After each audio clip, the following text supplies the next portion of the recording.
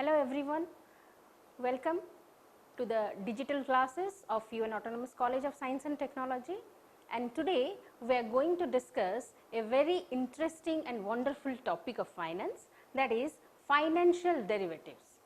So, what this financial derivative is, we are going to discuss.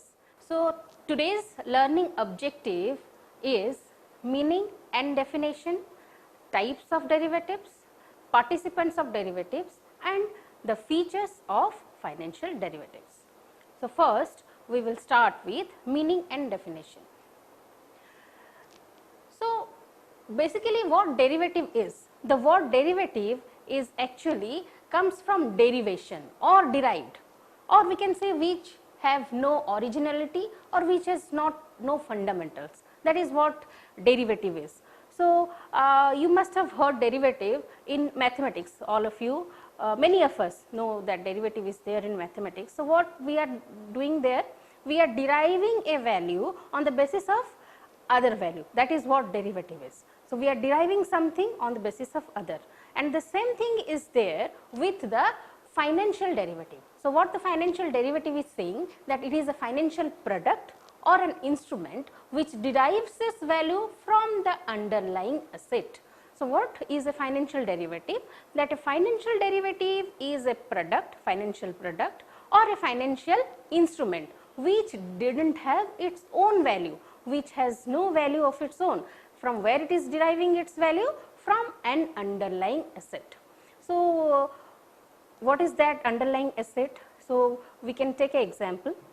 For example, suppose we are a bakery factory, we are baking.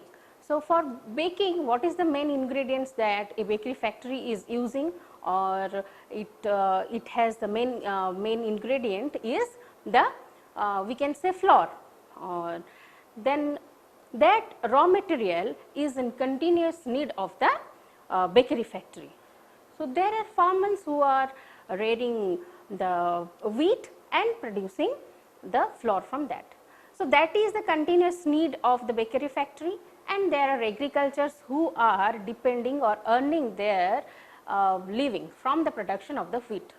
So, there we might go for a contract between these two, that is the farmer and the bakery owner, because one is producing the thing which is needed by the other.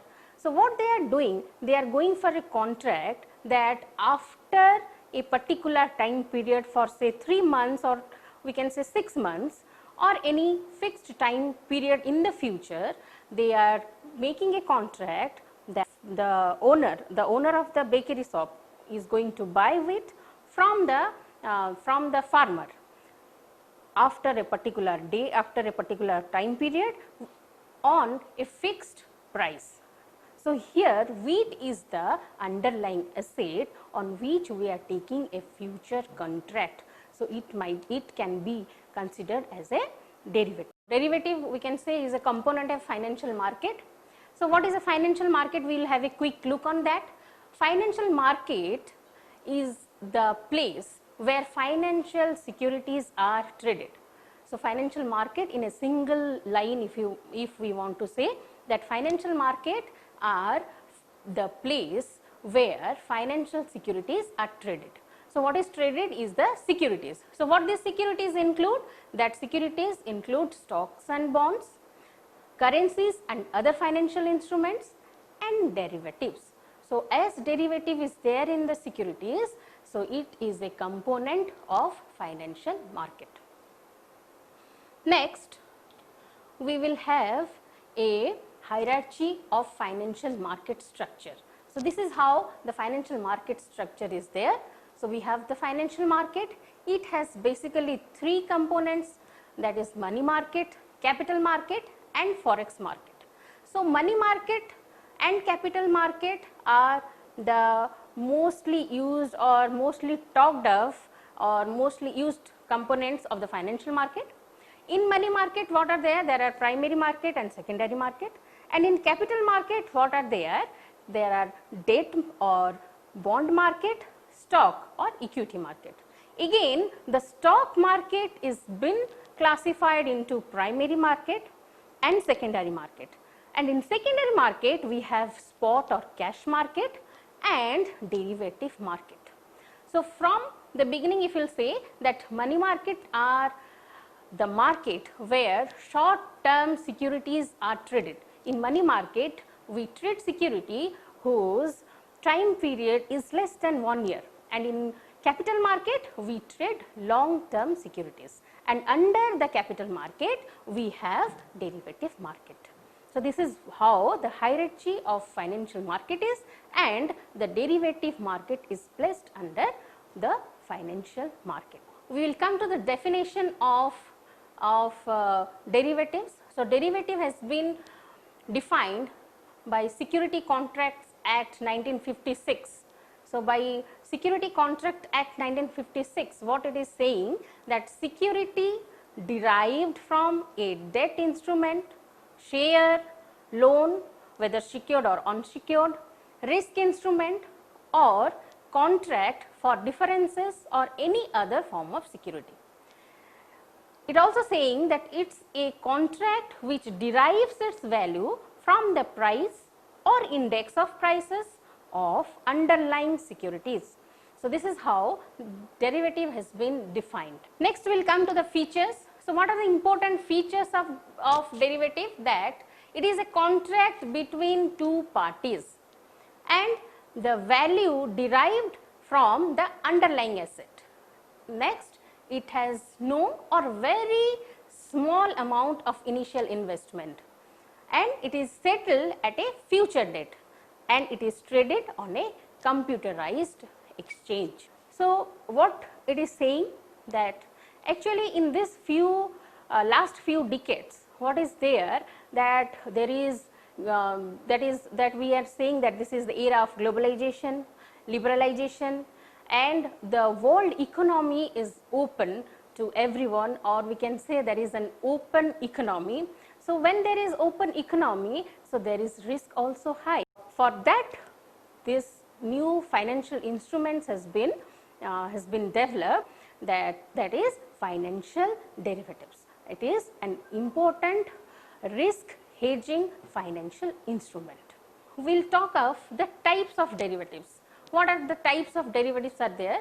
That financial derivatives are actually broadly divided into two types. One is commodities and another one is financial. So, in commodities, what we have, that in commodities we are taking the underlying asset, a commodity. That commodity might be cotton, jute, rice, wheat or petroleum, any commodity or goods is taken at the underlying asset. So, on the basis of that commodity, we are taking the financial instrument. So, that contract, or that is called as the derivative of commodities. So, apart from that, what other one is there is the financial derivative.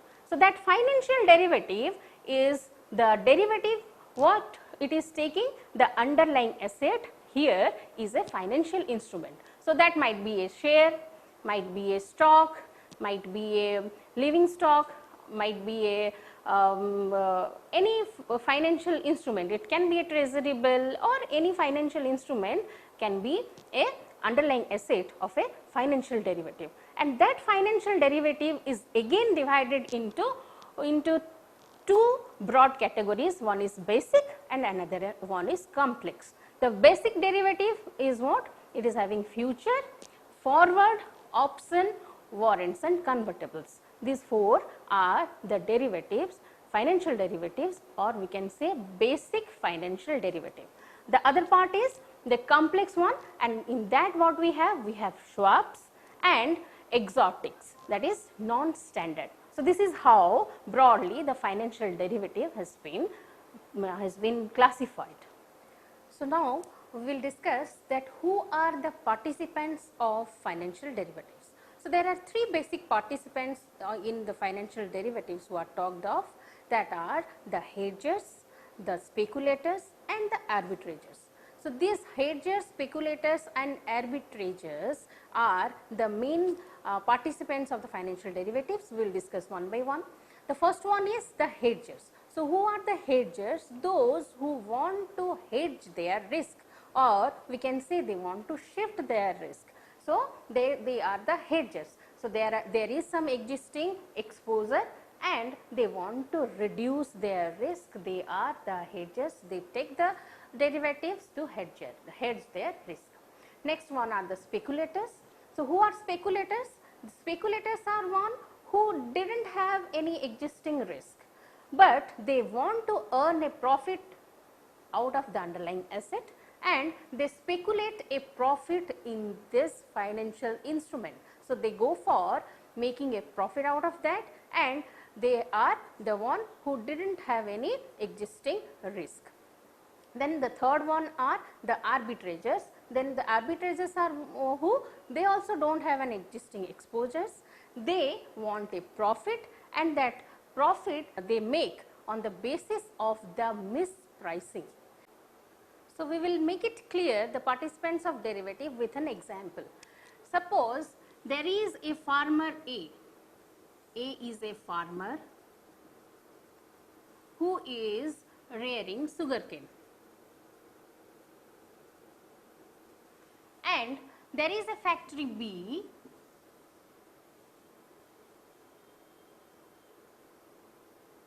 who is producing sugar. So, here is a farmer who is rearing sugarcane and there is a factory who is producing sugar. So, for the factory sugar factory, sugarcane is an inevitable raw material. So, what the B expects that there will be a hike in the price of the sugarcane. So, what it will do, the B will come to the farmer A for a contract that after 6 months I will buy all your sugar canes, suppose say 100 tons with a price of 1000 per ton. So, what the B is giving a proposal to A that I will buy 100 tons of sugarcane from you with a price of 1000 per ton of sugar. Now, the farmer A also might have a risk that there might have the disease, red rot disease of sugar, and it will not have the proper rearing, and at that time after 6 months it might fail to have a good customer. So, it sounds good to the farmer and they have a mutual contract. So, there will be a contract between A and B that after 6 months B will buy from A. So, here what is there? There is a future contract between A and B where both of them has an existing exposure of risk. So, here B is the hedger. Here B is the hedger. So, the factory owner want to hedge the risk of the rise in the price of the sugar by taking the contract with A. So, now the another participant that we have talked of, they are the speculators. So, who is a speculator we will discuss. There is a person suppose C.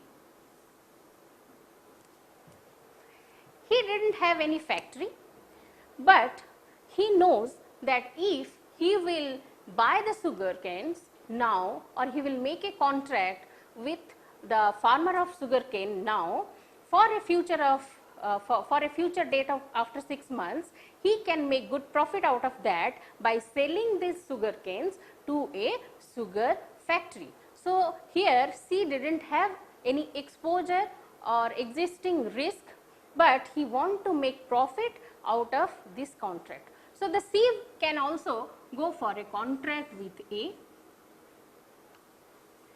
with a time period of that 6 months and the same price. Now A will also agree with this contract because it is not a bad deal. So here the C is a speculator.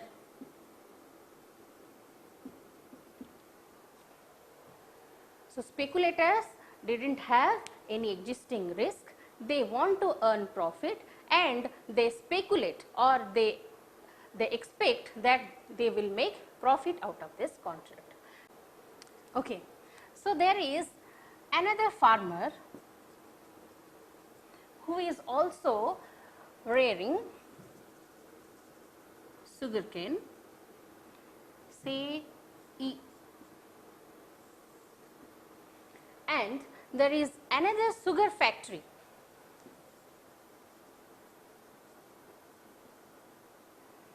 say X, who is buying or having a contract with E at a price of 1100 per ton. So this is another farmer and another sugar factory, those also having a future contract, but here the price of the contract is 1100 per ton. So there is a person Y who is observing both the markets.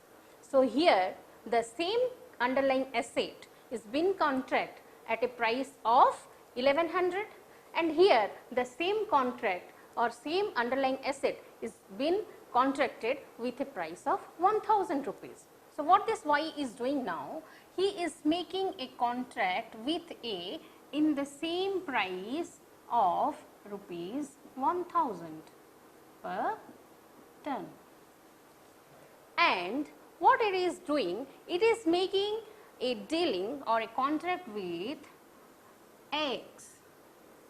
Now X is buying it from E at a price of 1100 and Y wants to sell it to X at the same price of 1100.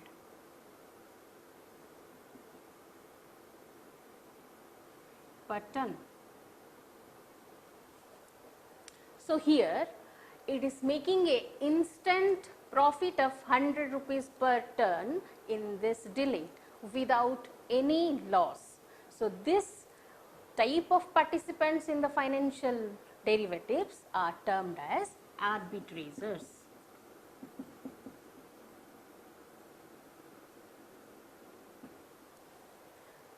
So this is what the participants of financial derivatives are.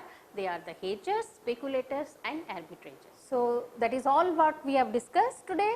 So we have discussed that what is financial derivative, what is the meaning and definition of the financial derivatives. We have also discussed different types of financial derivatives, features of the financial derivatives, and also we have discussed that who are the participants of the financial derivatives. So that is all for today's discussion. Thank you.